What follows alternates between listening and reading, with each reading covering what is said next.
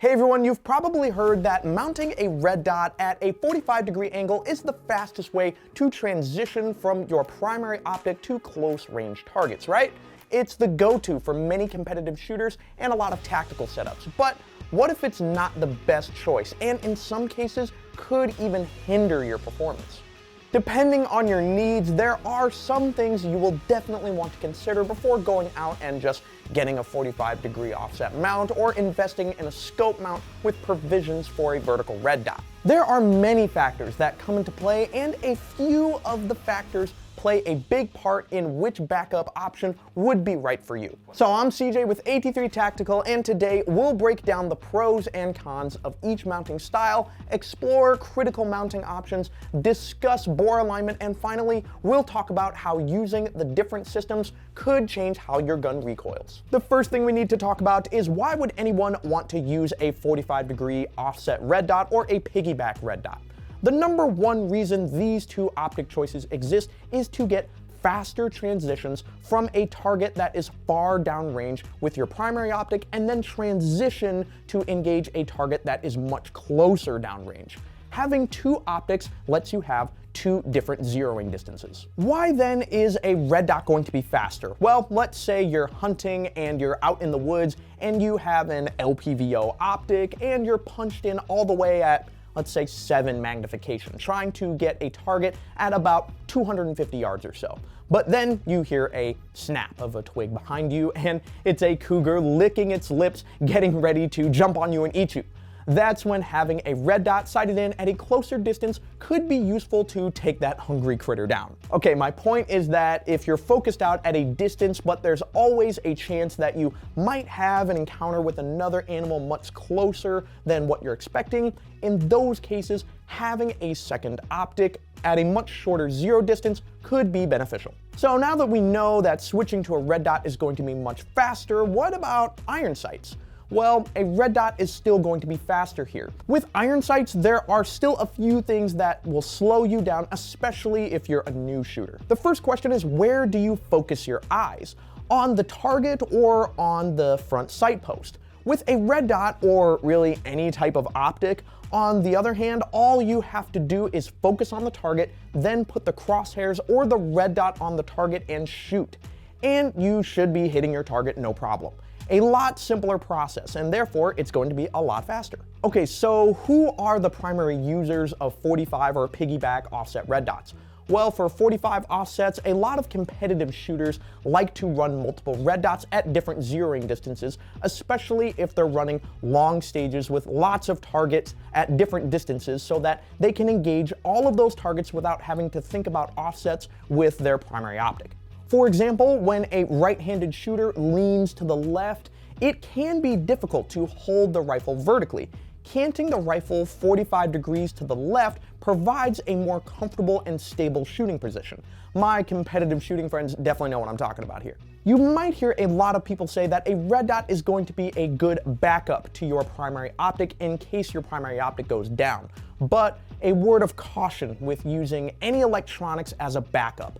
Electronics can still fail over time, and to add to that, almost all of them require a battery that can go bad over time too. Now that we've covered the purposes of red dots, let's go ahead and talk about the pros and cons of both 45-degree offset mounted red dots and piggyback red dots. And then we're gonna go into some considerations and recommendations that not a lot of people actually think about before they go and get either one. Let's start with 45-degree mounting. For a lot of people, the pros are going to be faster target transitions between the magnified optic and a red dot, especially at close ranges compared to vertically mounted red dots. This is pretty subjective, but depending on your body type, what you're used to, and your optic setup, but at the end of the day, a lot of people prefer this one because it feels more ergonomic due to simply having to roll the gun over rather than having to take your head off the stock, breaking your cheek weld in order to get a good sight picture. What's nice about the 45-degree offset mount is that you don't have to worry as much about height over bore issues compared to a vertical offset red dot. These issues can get a little complicated, but essentially, if you're running a vertically mounted red dot, that is going to be a lot higher on the gun. You're going to need to adjust your point of aim to essentially bring the trajectory of your bullet up, especially at close ranges. What this means is that the round is going to keep sailing high into the air until gravity eventually takes it back down and it intersects at a second 0 point that could easily be to 3, maybe even 400 yards past your original point of impact. Now let's get into the cons, and the first one is that it could be a snag hazard.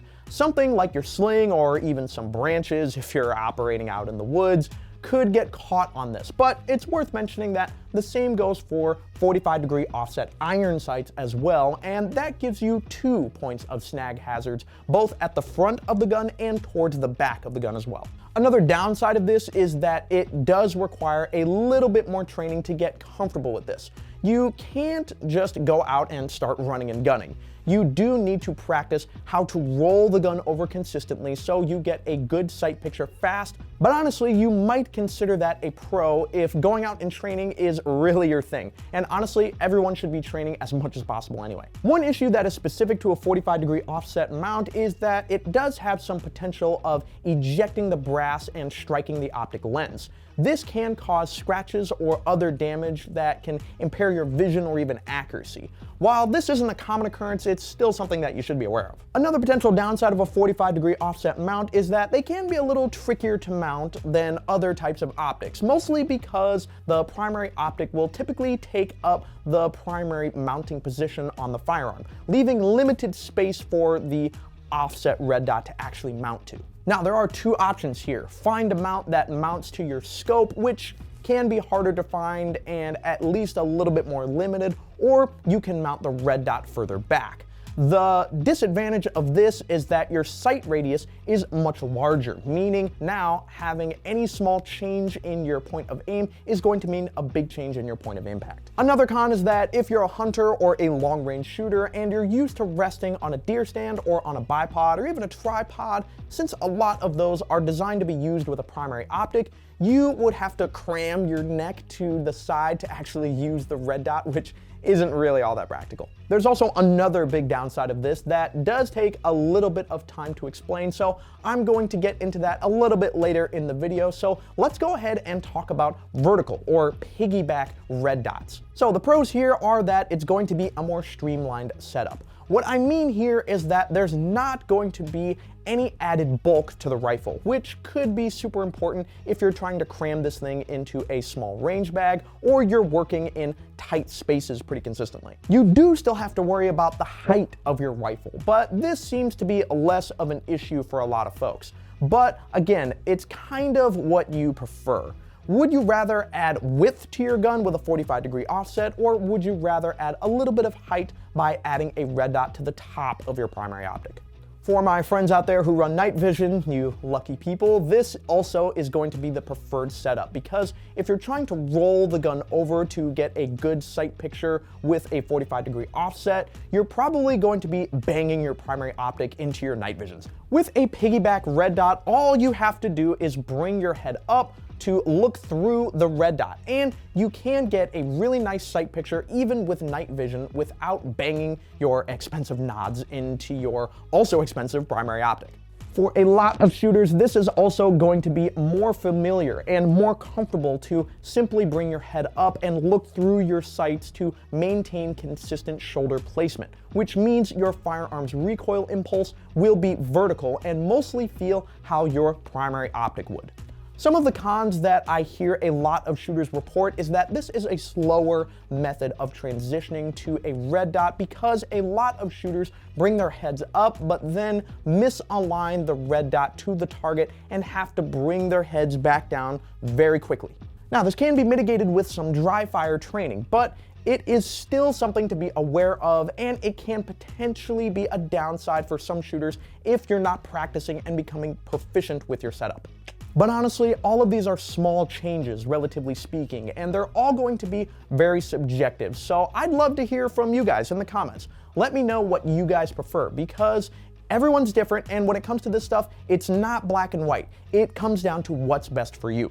And now we get into bore alignment. But what even is proper bore alignment? Simply put, bore alignment ensures that the red dot sight is centered to the center of the barrel. But why is that such a big deal? Well, think of it like this. When you zero your optic, you're lining up the sight picture with the barrel's path. That's perfect at your zero distance, but what happens when you move the optic to the left or to the right just a little bit?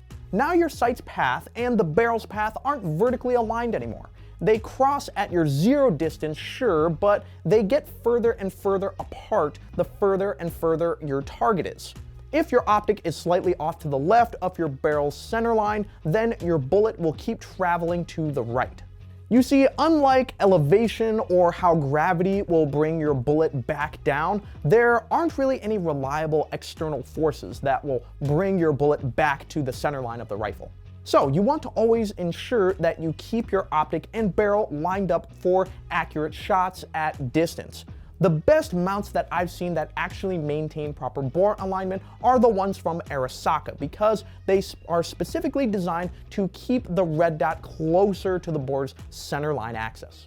If the price tag of the Arisaka mount upsets you and you don't care about having your red dot aligned with your bore in exactly the right spot, then you could get a budget option like the UTG Super Slim 45-degree offset mount. It's pretty much a quarter of the Arisaka mount's price, and it's pretty lightweight, and it's compatible with RMR or RMSC, and it's aim point compatible as well. There are also options out there for you to mount your offset optic to your primary optic mount. This helps get your red dot at the same height as your primary optic instead of getting a 45-degree offset with a riser mount that mounts directly to the receiver. Some good examples of this are the Unity tactical mounts. They have options that are compatible with a lot of footprints, so they might be worth looking into.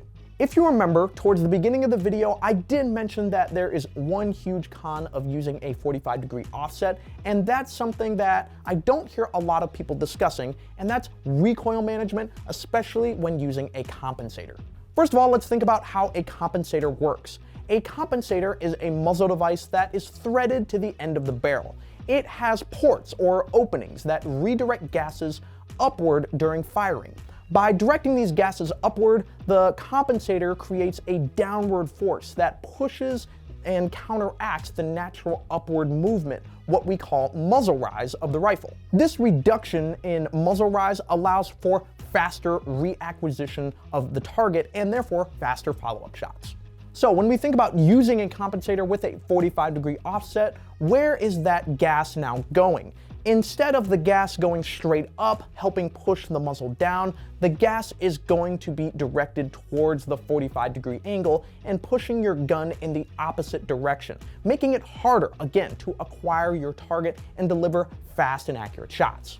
In order to mitigate this effect, a lot of shooters, especially in the competition world, will actually cant their compensator to the same angle as their 45-degree red dot so that they can still get those rapid shots. Now you might be thinking, as I did, well then what happens when you're using your primary optic? Isn't your recoil impulse going to be at 45 degrees now? Well, yes, it will be, and it comes down to where do you want to be most efficient with your time. Again, all of this depends on what you're doing and what your goals are with your rifle, but if you're going to use a 45-degree offset with a compensator, then you have to keep this in mind. Now, I have seen a lot of 3-gun shooters run comps vertical and 45-degree offset, and really it comes down to how do you want to train and be as fast as possible. Ultimately, dry fire with your setup. Tweak it as you need it. Try new things and get out to the range to verify what you trained. Something that you absolutely need to think about though is making sure that whatever optic you have, it's sighted in properly. And if you want a super quick formula to sight in your optic, then you can check out the video that will help you get sighted in just 5 minutes right here, so take a look.